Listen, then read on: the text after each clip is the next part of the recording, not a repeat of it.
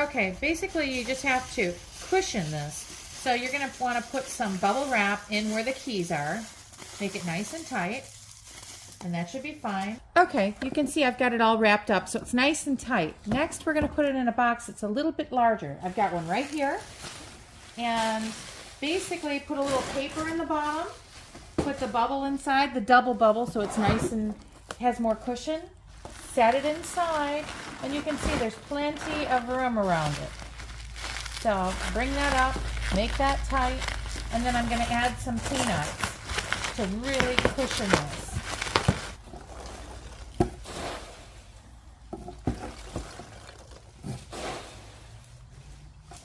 And that's pretty much it, and it'll be fine to ship. You can see, easy to do. You can make good money on typewriters.